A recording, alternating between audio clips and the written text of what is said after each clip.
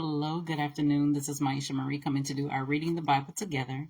And today we'll be reading 2 Samuel chapter 3 from the New Living Translation. And we're going to go ahead and get started. That was the beginning of a long war between those who were loyal to Saul and those loyal to David. As time passed, David became stronger and stronger, while Saul's dynasty became weaker and weaker.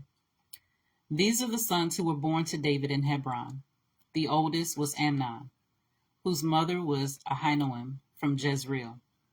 The second was Daniel, whose mother was Abigail, the widow of Nabal from Carmel.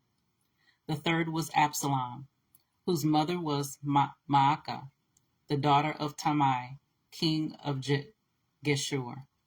The fourth was Adonijah, whose mother was Haggith. The fifth was Shephatiah, whose mother was Abital. The sixth was Ephraim, whose mother was Eglah, David's wife. These sons were all born to David in Hebron. As the war between the house of Saul and the house of David went on, Abner became a powerful leader among those loyal to Saul. One day, Ishbosheth, Saul's son, accused Abner of sleeping with one of his father's concubines, a woman named Rizpah, daughter of Aiah. Abner was furious. "Am I some Judean dog to be kicked around like this?" he shouted. "After all I have done for your father, Saul, and his family and friends by not handing you over to David, is this my reward, that you find fault with me about this woman? May God strike me and even kill me if I don't do everything I can to help David get what the Lord has promised him. I'm going to take Saul's kingdom and give it to David.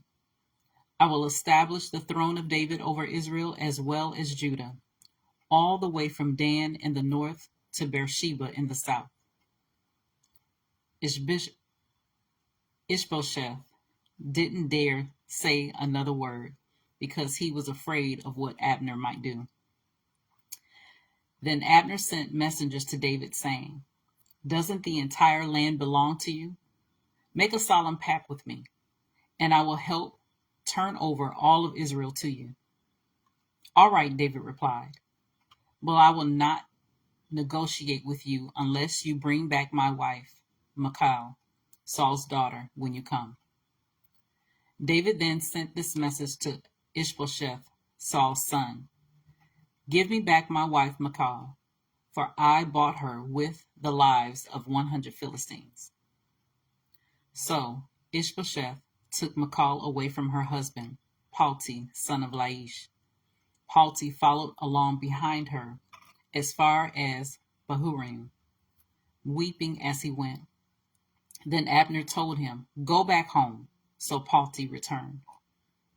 Meanwhile, Abner had consulted with the elders of Israel. "For some time now," he told them, "you have wanted to make David your king. Now is the time, for the Lord has said, 'I have chosen David to save my people Israel from the hands of the Philistines and from all their other enemies.'" Abner also spoke with the men of Benjamin. Then he went to Hebron to tell David that all the people of Israel and Benjamin had agreed to support him.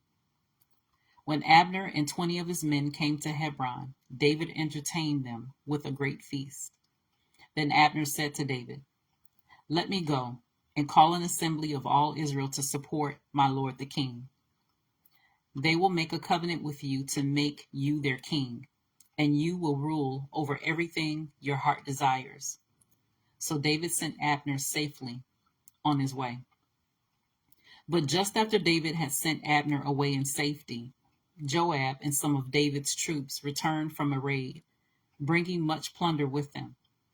When Joab arrived, he was told that Abner had just been there visiting the king and had been sent away in safety. Joab rushed to the king and demanded, "What have you done? What do you mean by letting Abner get away? You know perfectly well that he came to spy on you and find out everything you're doing." Joab then left David and sent messengers to catch up with Abner, asking him to return. They found him at the well of Sarah. and brought him back, though David knew nothing about it. When Abner arrived back at Hebron, Joab took him aside at the gateway, as if to speak with him privately. But then he stabbed Abner in the stomach and killed him in revenge for killing his brother Isaiah. When David heard about it, he declared, I vow by the Lord that I and my kingdom are forever innocent of this crime against Abner, son of Ner. Joab and his family are the guilty ones. May the family of Joab be cursed in every generation with a man who has open sores or leprosy, or who walks on crutches or dies by the sword or begs for food. So Joab and his brother Abishai killed Abner because Abner had killed their brother Asahel at the battle of Gibeon.